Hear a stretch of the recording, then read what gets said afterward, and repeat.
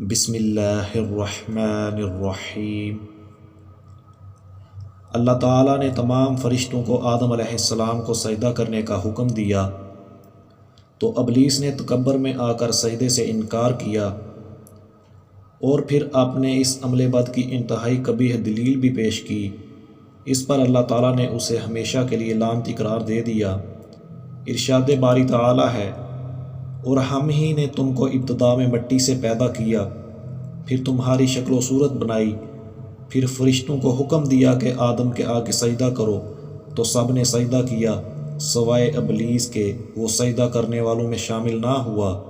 اللہ تعالیٰ نے فرمایا، جب میں نے تجھ کو حکم دیا تو کس چیز نے تجھے سجدہ کرنے سے باز رکھا؟ اس نے کہا، میں اس سے افضل ہوں، مجھے تو نے آگ سے پیدا کیا ہے اور اسے مٹی سے بنایا ہے۔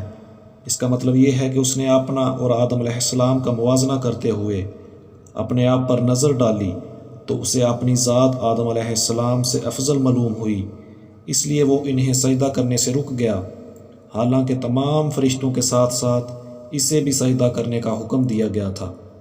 نص کے مقابلے میں قیاس کا کوئی اعتبار نہیں ہوتا، اور یہ قیاس تو ویسے بھی غلط ہے، کیونکہ مٹی آگ سے بہتر اور زیادہ نفع بخش ہے۔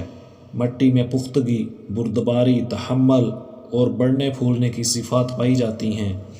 جب ابلیس نے حکم الہی کی تعمیل سے انکار کیا تو اللہ تعالیٰ نے اسے تا قیامت لعنتی اور مردود قرار دے کر نکل جانے کا حکم دیا اور اس کا مقام و مرتبہ بھی چھین لیا۔ اللہ تعالیٰ نے ابلیس سے فرمایا، فَاہْبِطْ مِنْہَا، اس جنت سے اتر جاؤ، اور اخرج منہا، اس سے نکل جا۔ اس سے معلوم ہوتا ہے کہ وہ آسمان پر تھا، وہاں سے اسے نیچے اتر جانے کا حکم دیا گیا اور اس مقام و مرتبہ سے بھی محروم کر دیا گیا جو اسے عبادت کی وجہ سے اور اطاعت و عبادت میں فرشتوں سے مشابہ ہو جانے کی وجہ سے حاصل ہوا تھا۔